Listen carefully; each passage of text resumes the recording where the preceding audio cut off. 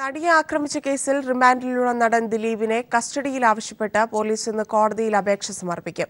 അപേക്ഷ പരിഗണിക്കുന്ന അങ്കമാലി കോടതിയിൽ ദിലീപിനെ ഹാജരാക്കും. അതേസമയം ദിലീപ് കോടതിയിൽ ജാമ്യാപേക്ഷ സമർപ്പിച്ചു.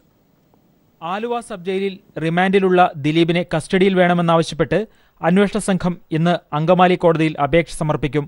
കൂടുതൽ ചോദ്യം ചെയ്യലിനും തെളിവെടുക്കുന്നതിനുമാണ് പോലീസ് കസ്റ്റഡി ആവശ്യപ്പെടുക. രാവിലെ 11 മണിയോടെ ദിലീപിനെ കോടതിയിൽ ഹാജരാക്കും. സംഭവത്തിനു പിന്നിലെ സൂത്രധാരനും ഗൂഢാലോചകനുമായതിനാൽ കസ്റ്റഡിയിൽ വേണമെന്നാകും പോലീസിന്റെ വാദം. കൂട്ടബലാത്സംഗം, മാനഭംഗം, ക്രിമിനൽ ഗൂഢാലോചന തുടങ്ങിയ വകുപ്പുകളാണ് ദിലീപിനെതിരെ ചുമത്തിയിരിക്കുന്നത്. കേസിന്റെ ഗൗരവം കണക്കിലെടുത്ത് പോലീസിന്റെ അപേക്ഷ കോടതി അംഗീകരിച്ചേക്കും. അതേസമയം ദിലീപ് കോടതിയിൽ ജാമ്യാപേക്ഷ സമർപ്പിക്കും. പ്രതിയുടെ മൊഴി കണക്കിലെടുത്താണ് കേസിൽ തന്നെ പ്രതി ചേർത്തതെന്ന് ദിലീപ് ജാമ്യാപേക്ഷയിൽ ചൂണ്ടിക്കാട്ടും. പരാതിക്കാരനായ തന്നെ അറസ്റ്റ് ചെയ്തത് സുപ്രീം കോടതി നിർദ്ദേശത്തിന്റെ ലംഘനമാണെന്നും ദിലീപ് കോടതിയെ അറിയിക്കും. ദിലീപിനായി അഡ്വക്കേറ്റ് രാംകുമാർ ഹാജരാകും.